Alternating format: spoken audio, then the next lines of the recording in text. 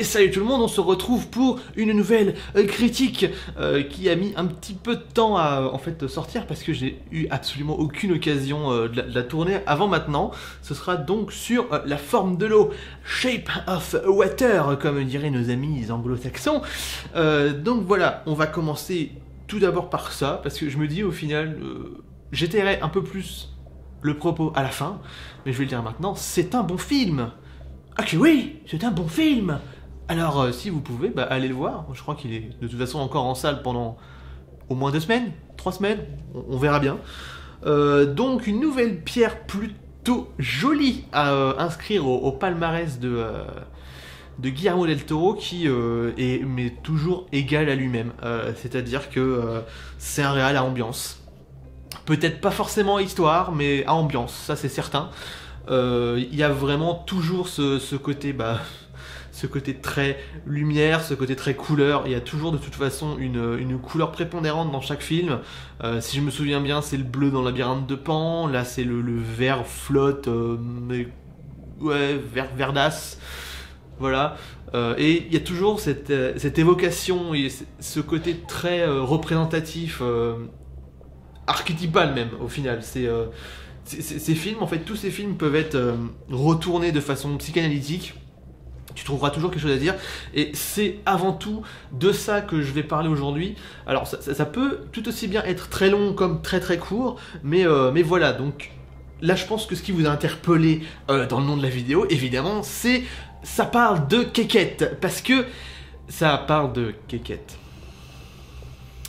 Ouais, enfin... Pas que, évidemment, évidemment bien sûr, sensiblement, mais quand même, ça parle pas mal de kékette. Voilà, ça parle pas mal de sexe et de frustration, et je vais essayer un petit peu d'analyser avec vous. Pour le coup, ce sera peut-être plus une analyse qu'une critique. Je la fais sous forme de vlog quand même, peut-être que j'aurais dû la faire sous forme de trucs construits, mais je voulais que ça sorte de telle façon à ce soit aussi une critique, donc on va mélanger peut-être un petit peu les deux. On verra. Donc voilà, Shape of Water, qui est donc un bon film, réalisé par Guillermo del Toro, et servi par une pléthore d'acteurs très bons, très justes, tous très justes, jamais dans l'excès. Enfin, sauf quand évidemment c'est le personnage qui doit être comme ça, c'est toujours un espèce d'équilibre. Il sait gérer ses acteurs, hein. De toute façon, ça a toujours été comme ça. Même dans le film le plus, j'allais dire casual, c'est un peu méchant de dire ça comme ça, mais le film le plus, on va dire triple A qu'il ait pu sortir, Pacific Rim, et même là, évidemment il y avait encore un sacré casting, Idris Elba, Charlie Hunnam, tout ça, et toujours juste. Alors que Charlie Hunnam, tu peux en faire quelque chose de bien comme tu peux en faire quelque chose de moins bien, hein, ça s'est prouvé dans d'autres films. D'ailleurs, je me demande si ça s'est pas prouvé aussi dans Crimson Peak. D'ailleurs, c'est pas Del Toro qui l'a fait, ce qui est en train d'absolument détruire tout mon argumentaire, mais c'est pas grave. Donc voilà, 2 très bons acteurs servant une histoire un peu inégale par moment. Moi, j'ai eu un problème en fait. Je pense que la première moitié du film, la première heure, je crois que c'est les 3 premiers quarts d'heure, voire la première heure, ça aurait pu être le film en fait. Ils auraient pu l'étaler. Utiliser une petite lampe grossissante sur certains personnages pour les montrer un peu plus comme ils sont réellement, pour travailler un peu plus leur psychologie. Là pour le coup, le travail a été totalement différent au niveau de l'histoire. Il y a un premier arc narratif qui... En fait, plus j'y réfléchis et plus je me dis que ça a un sens, mais je trouve que c'est maladroit dans la façon dont ça a été fait, parce que le film perd en rythme, en justesse au niveau du rythme, ce qui le rend... au bout d'un moment, assez éreintant, hein. Tu sors de la séance, t'es fatigué, tu vois, parce que c'est quand même assez long. Il faut réussir à le manger, le truc, hein. C'est un bon cassoulet, tu vois, il est très bon, mais il y en a toute une plâtrée. C'est ta grand-mère qui a fait à bouffer, encore une fois. Donc voilà. Donc ouais, s'il y a vraiment un défaut à lui trouver, ce sera au niveau du rythme. Aussi la musique. On va commencer par ça. Je parle d'abord du technique avant de rentrer plus dans l'analyse. Mais vraiment... Arrêtez de prendre Alexandre Desplat, Desplat, le français là, arrêtez, il est mauvais, il sait pas faire de la musique. Enfin, je suis méchant, faut que j'arrête d'être méchant comme ça. Il sait faire de la petite musique. Parce qu'honnêtement, là, il était beaucoup plus juste que dans ce qu'il a pu faire. Bizarrement, j'ai bien aimé ce qu'il a fait pour Harry Potter 6, mais c'est tout. Dans tout le reste de son travail, il n'y a rien. Je trouve que c'est d'un vide presque cruel. D'autant plus que j'ai l'impression qu'aujourd'hui, la musique est vraiment retournée au second plan. Il y a encore une fois l'effet Marvel qui fait que ils font de la musique de commande et ils font pas de la vraie musique comme on aurait pu avoir pour Le Seigneur des Anneaux, qui est absolument grandiose, pour Gladiator, qui est encore grandiose. Voilà, il y avait vraiment une époque, il y avait un âge d'or de la musique de cinéma qui apparemment est passé au profit d'un âge de merde. Voilà, donc arrêtez de prendre Alexandre Desplat, s'il vous plaît. S'il vous plaît, j'aime pas son travail. Mais là, par contre, quand il doit faire de la petite musique, quelque chose d'un peu moins orchestral, un peu moins énorme, bah ça va mieux. C'est toujours pas très bon, mais ça va mieux. Ce petit côté Somewhere Beyond the Sea, tout ça, le côté un peu jazzy, années 60 et tout ça. Il y a du mieux. Il y a du mieux pour le coup, mais pas assez pour être mémorable et encore moins pour être, je trouve, à la hauteur du reste du film. Et ce qui est dommage, parce qu'une bonne musique, ça te rend un film 1000 milliards de fois mieux, même si le film est pourri. Peut-être pas non plus, mais quand même pas loin. Bon, et comme je l'avais dit dans le titre, maintenant ça va parler de kékette, ça va parler de cul, de sexe, de bite, et je vais me faire démonétiser. Tout à l'heure, je parlais évidemment de la prépondérance qu'a Del Toro de prendre une couleur principale et de la développer et évidemment de faire en sorte qu'elle représente quelque chose. Et là, moi en tout cas, l'idée que j'en ai eue, comment je l'ai interprétée, c'est que cette couleur, donc vert, bleu flotte, un peu, c'est cette couleur vraiment très, on va l'appeler la couleur Bioshock, voilà, comme dans le jeu, parce que c'est à peu près cette couleur-là. Donc cette couleur vert flotte, pour moi, je la vois comme étant la représentation de la frustration sexuelle. Et bien pourquoi me direz-vous? Et 2 secondes, je vais te répondre. Donc, on va aller d'un personnage à l'autre, parce que chacun en fait a sa petite histoirette, hein, avec cette couleur. C'est d'ailleurs leur relation, chaque relation à cette couleur est travaillée comme quelque chose d'important au niveau du scénario. Il y a toujours une résolution, un début et une fin dans chacune des histoirettes, et c'est vraiment prédominant. C'est la résolution de ces histoires, du problème que les gens ont par rapport à cette couleur, ce que ça évoque chez eux, cette frustration, peut-être pas forcément toujours sexuelle, mais en tout cas il y a toujours cette idée de frustration. Et donc on va commencer évidemment par l'héroïne, dont je me souviens absolument plus le nom de l'actrice ni même du personnage. Vous pouvez me taper dessus, c'est pas grave, je vais le marquer quelque part, hein, voilà. Donc chez elle, elle est véritablement omniprésente, sans en être handicapante en fait. Il y a certains personnages pour qui c'est, vous verrez un peu plus tard, c'est vraiment une douleur cette couleur, c'est vraiment atroce quoi. Chez l'héroïne, c'est une couleur qu'on aperçoit surtout en fait, donc chez elle sur certains meubles et tout ça, mais aussi dans son lieu de travail, et elle est donc pas mal générée aussi par la routine. En fait, ce personnage est caractérisé beaucoup par sa routine et par l'enfermement aussi. Il y a ce côté très enfermé, d'autant plus que la pauvre est sourde et donc parle en langage des signes et compagnie. Non, sourde ou muette? Non, elle est muette, je suis con. Elle est muette, pardon. Sa routine est très aussi motivée par pas mal d'aspects plutôt sexuels. Ce qui m'a d'ailleurs plutôt étonné, surtout quand j'ai vu que derrière, il y avait une famille qui avait emmené sa gamine de 7-8 ans, 8-9 ans, pas plus, parce que, voilà, le personnage principal se masturbe de façon très peu distinguée, et souvent, on la voit souvent se farfouiller l'intérieur, comme on pourrait dire. Et il y a donc ouais, ce côté très masturbatoire, ce côté routine. D'ailleurs, en fait, elle le fait tout le temps, au même moment. J'ai bougé la caméra. Au même moment, pendant sa douche, tous les jours, avant d'aller au travail. En plus, elle travaille de nuit, donc un autre phénomène d'enfermement. Mais bon, c'est pas ultra prépondérant, même si ça permet encore plus d'ajouter au personnage. On peut aussi le voir. Bon là, pour le coup, c'est un petit peu le côté lol, mais à un moment, en fait, elle se fait cuire des œufs. Tout simplement. Qu'est-ce que ça vous évoque si je vous dis que ce film parle énormément de kékette? C'est quoi des œufs? Oui, des œufs, c'est des ovaires de poules. Enfin, des ovaires, pas des ovaires, mais enfin, des ovules, t'as compris. Bref, ça fait des œufs, et donc elle fait chauffer des œufs, bref. Elle a le feu aux ovaires. J'avais dit que cette analyse serait intelligente. Donc ouais, ça permet entre autres de montrer qu'elle est sexuellement frustrée, et que donc justement ce cadre qu'elle s'impose montre à quel point sa frustration est élaborée et encadrée. Ce qui nous ramène encore une fois au côté très emprisonné de la personne. Elle est même, en fait, en tout cas sur son milieu de travail, elle porte cette couleur. Elle porte la couleur du ver flotte, là, le truc dégueulasse. Et en fait, ce qui est marrant, c'est que quand elle sort de cette espèce de carcan d'enfermement et donc de sa frustration sexuelle, et on la retrouve cette fois-ci avec des couleurs beaucoup plus pimpantes et beaucoup centrées sur le rouge, qui peut être évidemment comparé à la couleur de l'amour, de la rose, de la passion. Bref, ça montre que en fait, elle a fleuri, ce que les Américains aiment bien dire, pour dire qu'en gros, elle s'est fait popper les vagins, quoi. Putain, mais cette vidéo va tellement être démonétisée. Ah voilà, donc là, un personnage pour le coup qui est pas forcément frustré sexuellement, mais en tout cas frustré. Voilà, tout simplement, c'est la meilleure amie du personnage principal, l'espèce l'espèce, la black bien en chair qui parle tout le temps. Et justement, elle est symbolisée beaucoup par cette espèce de diarrhée verbale, tout simplement parce que elle essaye de communiquer avec son mari.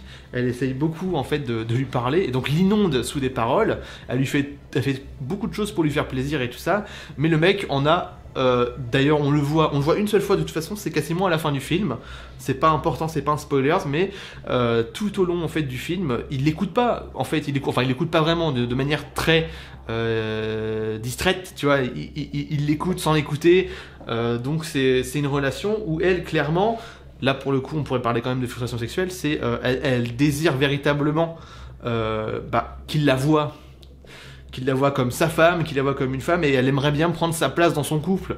Donc c'est encore une question d'enfermement, et la couleur vert dégueulasse, pour le coup, symbolise ça aussi, parce qu'elle aussi, elle la porte, elle aussi, pour le coup, elle est souvent symbolisée par cette couleur. Pour le coup, c'est d'elle que j'aurais dû parler en premier, mais je me suis dit, autant parler de l'héroïne d'abord. Et au final, je vous ai dit qu'il y avait toujours des résolutions au niveau des soirées, donc on va dire qu'il y a un micro-spoiler, donc voilà, vous pouvez aller regarder plus loin, je vais mettre un timecode. Donc vous avez 5 secondes. N'oubliez pas que pendant ces 5 secondes, mon éclairage me brûle la rétine. 3 secondes. 2. La résolution pour elle de cette histoire, c'est qu'au final, elle finira par arriver à réussir. Je suis en train de me faire une circonvolution, la phrase est en train de devenir longue pour rien. En gros, elle réussit à trouver son autorité et à apparaître enfin aux yeux de son mari. Mais elle le rétame. Genre le mec c'est et elle la boite 3 fois plus fort. Donc le mec c'est après il ferme bien sa gueule. Et donc voilà, c'est la résolution de son histoire. C'est un spoiler sans en être véritablement un, parce que comme je vous l'ai dit, il y a une espèce de travail sur la résolution des histoires de chaque personnage, mais bref. Fin de ce petit spoiler, on se retrouve et maintenant on va parler du personnage que je trouve le plus intéressant, le plus machiavélique, et peut-être pas machiavélique, mais vraiment, il suinte ce mec, et c'est marrant justement par ce qui va lui arriver, mais il suinte ce gars, les ténèbres, l'horreur, il y a quelque chose de sale chez ce personnage, de purement horrible. C'est le méchant de l'histoire qui est incarné par, je me souviens absolument plus de son nom à lui aussi, General Zod dans Man of Steel. Voilà, je mettrai le vrai nom ici. Ou ici, parce que j'aime bien faire les choses pas comme les autres. Voilà. Évidemment, le méchant est un énorme frustré, je dirais même personnellement, c'est vraiment très personnel comme façon de penser, je dirais que c'est un gay refoulé. Et c'est pas la dernière fois qu'on parlera d'homosexualité dans cette vidéo. Mais ouais. En gros, moi j'estime que ça pourrait être un personnage qui est un gay refoulé parce qu'il a un très net problème avec le côté paternel, le côté donc vraiment l'image du père, quelque chose qu'il essaiera toujours de trouver chez un personnage en particulier qui est son supérieur hiérarchique parce qu'il fait partie de l'armée, enfin bref.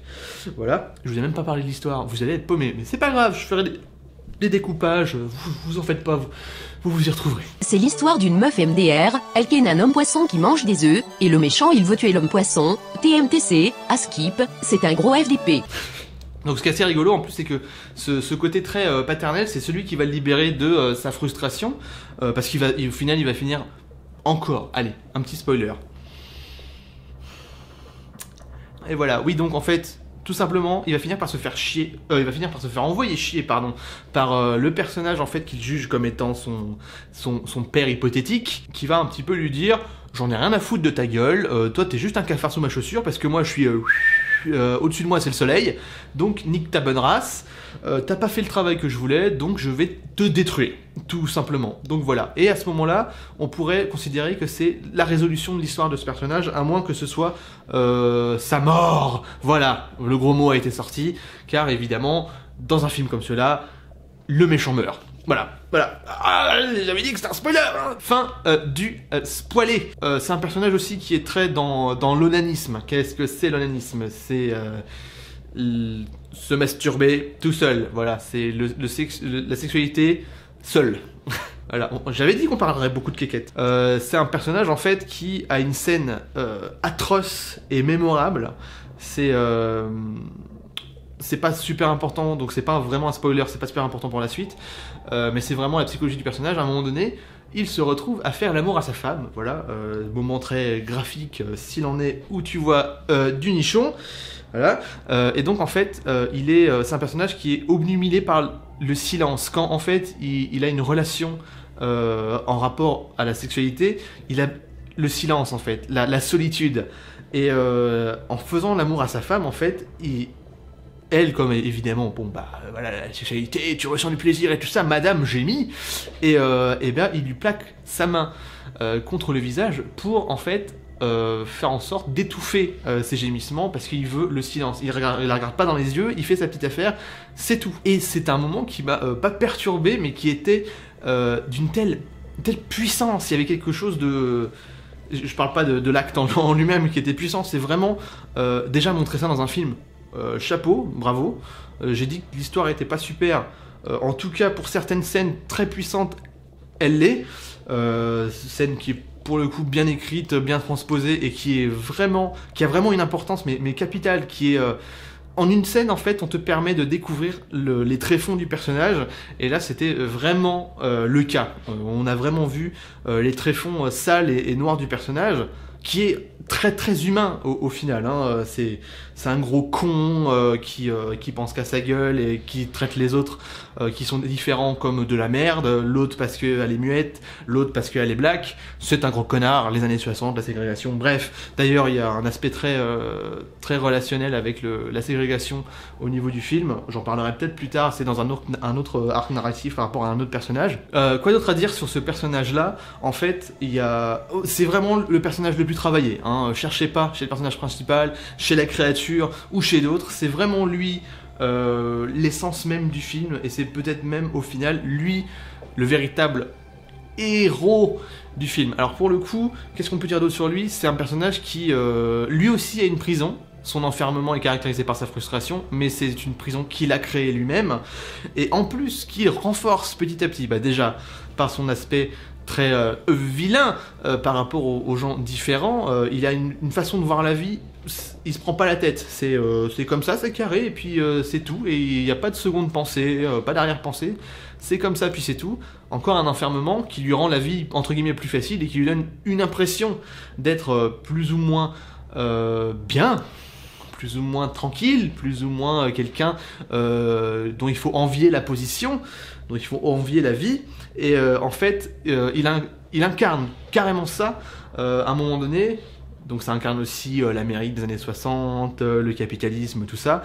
Il s'achète une bagnole, tout simplement. C'est ça non plus, ça n'a rien à voir avec un spoiler, mais c'est encore une fois une scène qui est très importante. Il s'achète une bagnole, donc une bagnole en plus de la couleur de son enfermement. Quand je vous ai dit que la couleur représentait toujours l'enfermement, j'étais pas loin, et sa frustration. Et donc c'est un personnage qui se met constamment dans des cadres et dans des cages, et aussi que ce soit spirituel ou physique. Et donc plusieurs scènes où on le voit en famille, en fait, ce qui est assez rigolo, pour encore une fois faire son lien avec le silence, c'est au début tu entends vraiment une omniprésence de bruit avec ses deux enfants qui essaient d'avoir son approbation et son attention constamment, sa femme qui essaie de faire pareil, qui lui raconte, c'est vraiment la femme, la mère de famille typée américaine, blonde et tout ça, pas bête mais pas simple non plus, mais voilà, une personne très lambda, quoi. Femme au foyer, très contente de sa condition et tout ça, avec un mari qui a un peu pété de thunes. Et donc voilà, il s'enferme parce que au fur et à mesure, toutes ces scènes-là, au début c'est une cacophonie, et petit à petit il arrive à se recentrer sur lui, et à oublier tous les sons qui sont autour de lui, et c'est le silence. Son emprisonnement est véritable, on revient maintenant sur la bagnole. Ce qui est très intéressant, c'est qu'il y a une scène là aussi qui est très très lourde de sens, c'est qu'à un moment donné, il conduit au volant de cette voiture, avec la capote donc rabattue, enfin elle a vraiment la capote pour le coup, solide et tout ça, donc il est enfermé dans sa bagnole, et donc il est là, dans le silence, et il se fait doubler par la droite en plus, attention c'est pas bien de conduire comme ça, par la même voiture, mais cette fois-ci de couleur rose, une couleur beaucoup, enfin rose, en tout cas une couleur beaucoup plus chaude, beaucoup plus vivante, quelque chose qui incarne plus vraiment... les vrais sentiments, quelque chose de fort et tout ça, avec, dans la bagnole, 4 personnes, je crois que c'est 2 mecs et 2 filles, à moins que ce soit 3 mecs et une fille, je sais plus, mais je crois que c'est 2 mecs et 2 filles, et en fait, donc, une des filles, enfin, tous dans la bagnole le regardent, mais une des filles, donc, lui fait coucou, elle est fringuée de façon très hippie pour le coup, et donc avec un aspect sexualisé un peu plus fort, elle est quand même très découverte et tout ça, ils ont les lunettes de soleil, ils sont heureux, ils sont souriants et tout ça, et eux, ils ont la capote, là pour le coup, enlevée. Le chat, tu fermes ta gueule. Donc voilà, eux, ils sont dans leur bagnole, mais ils sont libres et ils sont pas caractérisés par cette couleur bleue et tout ça. Et c'est ce qui est vachement intéressant, c'est que à ce moment-là du film, durant cette scène très précise, on a le seul et unique sourire de ce personnage qui soit véridique. Un sourire qui soit pas un sourire de perversion et tout ça, un vrai sourire assez doux et chaleureux, c'est quand il voit justement passer à côté de lui cette libération, que ce soit sexuelle, au niveau de la vie, au niveau de tout et n'importe quoi. C'est plus l'enfermement, il voit en fait que sa vie, enfin ce qu'il voudrait que sa vie soit peut-être d'une certaine manière, alors que pourtant il fait tout pour aller à l'inverse, quelque part, en s'enfermant, au fur et à mesure. Donc bon, c'est un peu comme la scène où il est en train de faire... ce qu'il fait avec sa bonne femme, c'est encore une fois très très fort, très très prenant, et tu vois clairement la psyché du personnage, et quand je vous dis que c'est le personnage le plus travaillé, je vous mens pas. Ah oui, pour en revenir par rapport à sa possible homosexualité, moi ce que j'ai beaucoup remarqué chez lui, c'est l'omniprésence de symboles toujours très phalliques chez lui. Je vais pas vous dire ce que ça veut dire phallique, c'est à vous le savoir, j'espère que vous savez. Enfin bref, donc symbolisé par sa matraque qu'il utilise tout le temps, donc une matraque très longue, très noire et tout ça, qui est vraiment considérée comme une arme de domination qu'il utilise mais tout le temps, quoi, quelque chose comme un espèce de caractère sexuel, de virilité exacerbée. Et ce qui est assez d'ailleurs troublant, c'est que la première fois que tu la vois, elle a du sang, il y a du sang en fait sur la matraque, et c'est très dans le côté viol, très dans le côté c'est vraiment l'agression, c'est son symbole de puissance virile, et évidemment fallait que ça ait une forme de beat, voilà, je l'ai dit. Donc voilà, et c'est très dans l'instance qui permet de décrire son fantasme en fait de comment dire, son fantasme de supériorité, quoi. C'est vraiment un personnage qui essaye d'être supérieur à tous, et souvent il le démontre par sa puissance sexuelle et sa puissance virile. Je vous avais dit que ça parlait de quéquette. Donc voilà. On va parler maintenant d'un autre personnage qui est lui aussi très intéressant. C'est peut-être l'histoire la plus légère, la plus peut-être attendrissante quelque part, c'est le voisin de l'héroïne. En fait, l'héroïne, c'est assez marrant, c'est là où elle vit, son appart est collé, clairement, les deux portes sont collées, les portes d'entrée sont collées, à celui de son voisin. Et d'ailleurs, il me semble en fait que l'appartement lui appartient, et qu'il la laisse vivre dans l'appartement qu'elle occupe. Pardon, il y avait du gaz qui était en transit à l'intérieur. Donc voilà, c'est un personnage pour le coup dont l'enfermement est vraiment caractérisé par l'enfermement. Techniquement, il est en fait tout le temps dans son appart, enfermé comme une vieille, en fait une vieille avec des chats. C'est assez marrant, et c'est aussi là pour représenter aussi sa frustration sexuelle. Ça marche par archétype, hein. Peut-être que je suis en surinterprétation totale, mais il y a vraiment... Moi, c'est en tout cas le côté vraiment que j'ai ressenti, et ce qui se passe après, de toute façon, le démontre plus ou moins. Donc je suis pas tout à fait sûr d'être dans l'erreur, hein. Vous pouvez me dire, ouais, t'es parti un peu trop loin. Tu descends de la table, chat. Peut-être que je suis parti trop loin, en effet, mais quand même, l'histoire me prouve par moments que j'ai potentiellement un petit peu raison. Et c'est assez marrant parce que le personnage en lui-même, je sais pas si c'est à l'instinct ou autre chose, mais quand je l'ai vu, je me suis dit, lui il est gay. Je vous avais dit qu'on reparlerait d'homosexualité. Il est gay. Voilà, j'avais raison. Petite satisfaction personnelle de cinéaste chevronné, n'est-ce pas? Donc lui, la couleur verte chez lui est symbolisée par sa tarte préférée. D'ailleurs, c'est assez compliqué à comprendre parce qu'à un moment donné, il l'appelle comme étant sa tarte préférée, mais il la trouve dégueulasse. J'ai pas compris pour le coup. Je sais que ça a un lien avec l'endroit où il les achète, parce que voilà, mais apparemment elles sont immondes, donc je ne vois pas pourquoi il les mange, et il en a en plus plein son frigo. Donc voilà. En plus non fini, donc c'est quelque chose pour le coup qu'il n'arrive pas à terminer, et donc ouais, son frigo, encore un enfermement, est plein de cette tarte au citron vert. C'est citron vert d'ailleurs, excusez-moi, parce que sinon vous n'allez pas comprendre le rapport à la couleur, mais voilà, la tarte elle est verte, ça donne vachement envie de le bouffer en plus. Et donc ouais, donc ces tartes en fait viennent du même endroit, un endroit où en fait se trouve un personnage dont en fait ce personnage-là, le voisin de l'héroïne, est plus ou moins entiché, amoureux, ou en tout cas fasciné et un petit peu, comme qui dirait, touché émotionnellement. D'ailleurs c'est assez marrant parce que son homosexualité il la cache pas, hein. Elle le caractérise pas outre mesure, mais il la cache pas, c'est vraiment en filigrane, tu le vois petit à petit, et c'est pas quelque chose de surimportant au niveau de l'histoire, et au niveau de la résolution en fait de son histoire.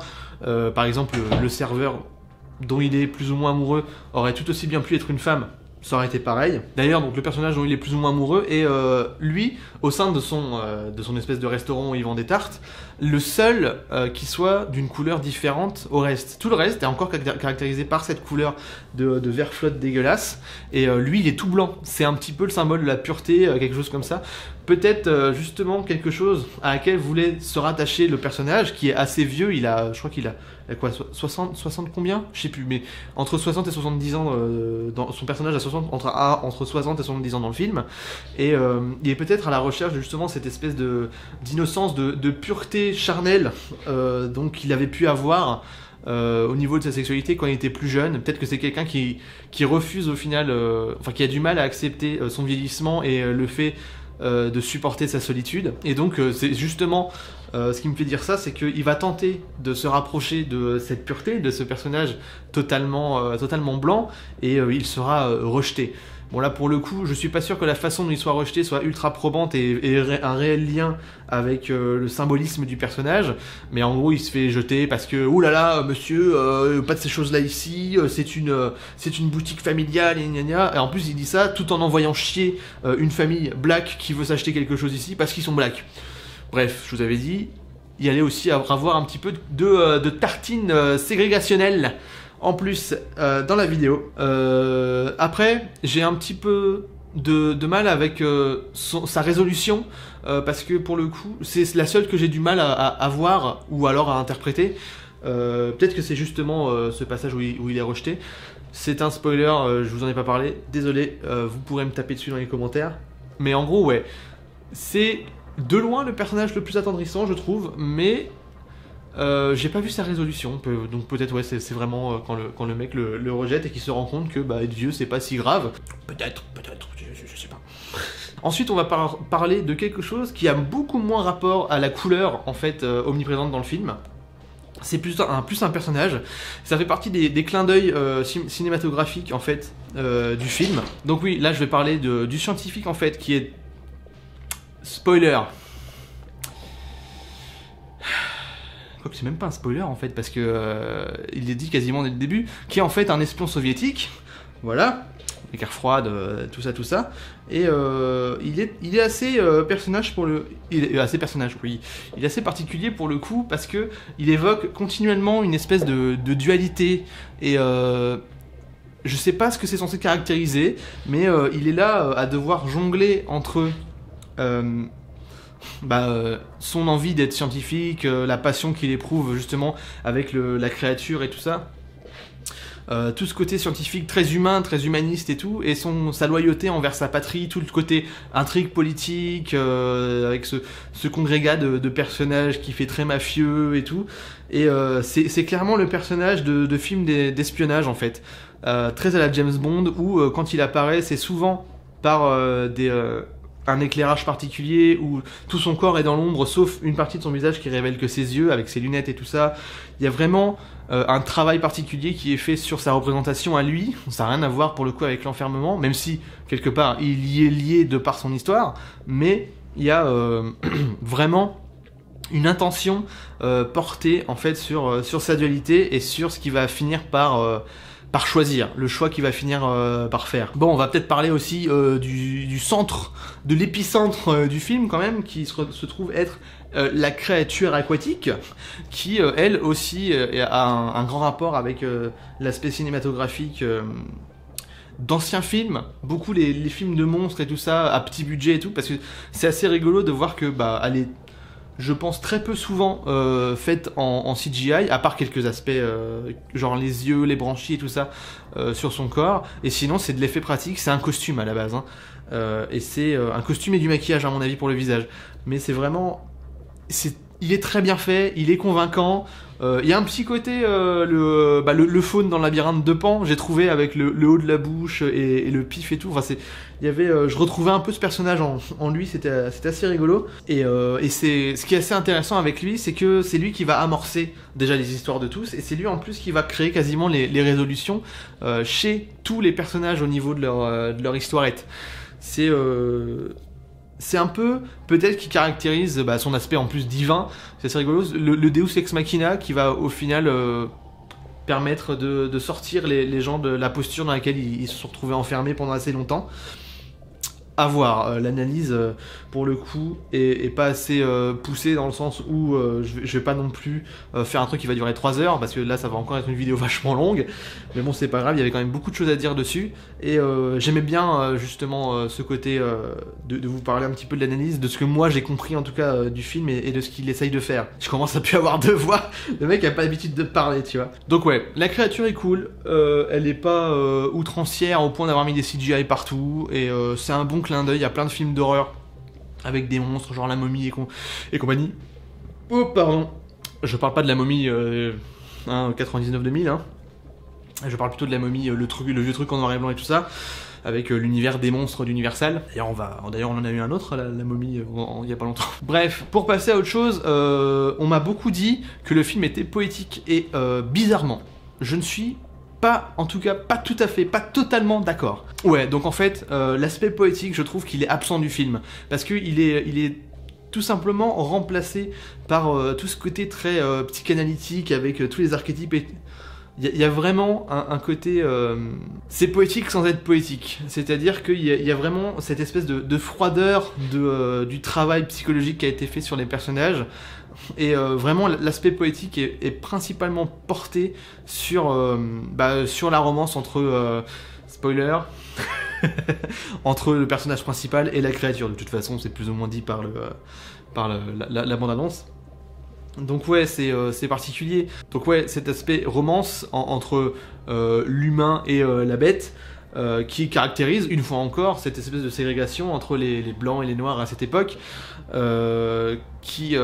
c'est pas un aspect prépondérant du film, mais il est présent. Ces espèces de barrières qui sont créées entre les gens qui sont différents, parce que déjà, elle est différente, ne serait-ce que par son côté un peu... elle est muette, voilà, elle est muette, donc bon, elle est différente, et la créature aquatique, elle aussi, au final, elle est différente, mais ça n'empêche pas de ressentir des sentiments et tout ça. Donc quand elle est blessée, on est un petit peu tristouille larmichette, bien que le personnage méchant principal, lui, ne le voit pas. Donc c'est vraiment un film aussi, même si c'est peut-être pas sa touche principale, qui veut te faire dire que, voilà quoi... comme dirait Bunyamin, aimez-vous les uns dans les autres. Voilà, un peu importe que vous soyez blanc, jaune, rouge, vert, un peu gris.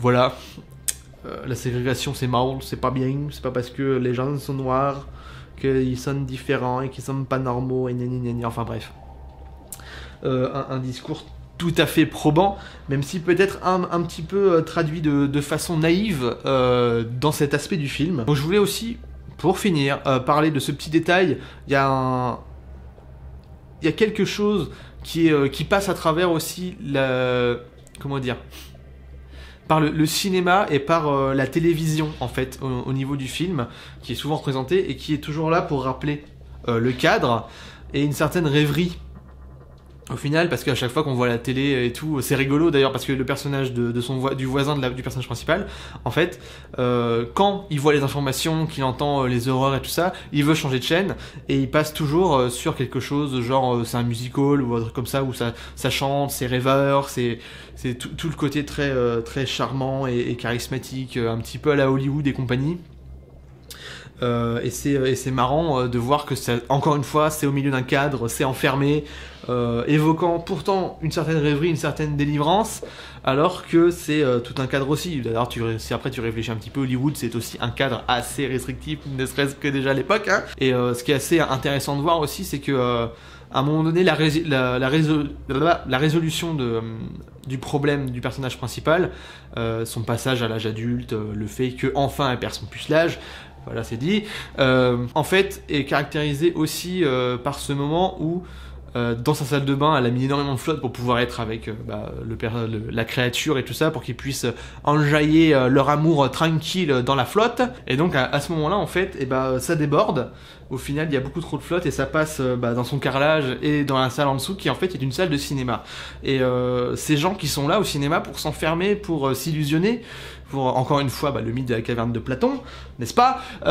Et donc pour le coup, ce qui est assez rigolo, c'est que sa résolution à elle, ce qui lui permet de se délivrer, vient de manière très littérale éclabousser les personnages qui sont au cinéma. C'est assez rigolo d'ailleurs, parce que c'est que des couples, ce qui symbolise encore plus ou moins un enfermement, une norme, un cadre, et donc tous finissent par s'en aller et donc partent de ce côté du cinéma, tout simplement. Ils sortent de leur enfermement, ce qui est là en fait pour te prouver que les gens, quand ils évoluent, leur résolution, ce qui leur permet de grandir et d'être mieux dans leur vie et tout ça, éclabousse automatiquement les autres et conditionne très souvent aussi la libération des autres personnes autour d'eux. Pour vous dire de façon très naïve et en passant par des circonvolutions ultra sexualisées et tout ça, faites le bien autour de vous, faites le bien pour vous-même, et au final, tout le monde qu'à la fin, il sera content. On en a terminé avec cette critique et analyse qui sera décidément beaucoup trop long. On va à mon avis trancher dans l'art, ou pas. Voilà, j'ai envie de dire la critique sur Black Panther a duré 40 minutes, quelque chose comme ça, il me semble, je crois que c'est 38 minutes 20, un truc du genre. Donc voilà, là, ce sera encore relativement long. De toute façon, à chaque fois que je vais faire des vlogs plus ou moins de films intéressants, ce sera souvent long. Bizarrement, c'est beaucoup plus court de dire en fait tous les trucs négatifs qu'il y a sur des films, plutôt que de dire tout ce qu'il y a de positif. Et là, pour le coup, je trouvais que tout le travail psychanalytique au niveau du film, parce que je pense que vraiment il y a tout un côté archétypal dedans, était monstrueusement intéressant. Donc il fallait en parler un peu. J'ai loupé plusieurs aspects dont j'ai pas forcément parlé, y compris le côté où le mec il a deux doigts en moins parce qu'ils se sont fait bouffer par la créature. Ce n'est pas un spoiler.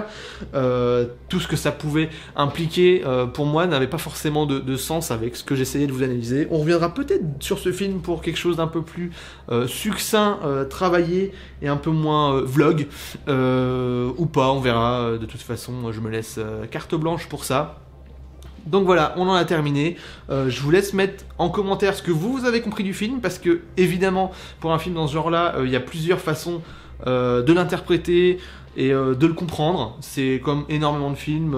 Mister Nomody à une époque, je crois que c'est un peu aussi le même délire. Vraiment, tu comprends ce que tu veux comprendre, il me semble. Ou peut-être pas, je sais plus s'il a une résolution le film. Enfin bref. Tout comme il y a pas mal de films qui proposent ce genre de casse-tête. Donc voilà, en commentaire, vous me mettez ce que vous en pensez. Ou si vous avez aimé, un like, un abonnement, que dire de plus. Et voilà, je vous fais des bisous, je vous dis à bientôt. The Dragon, until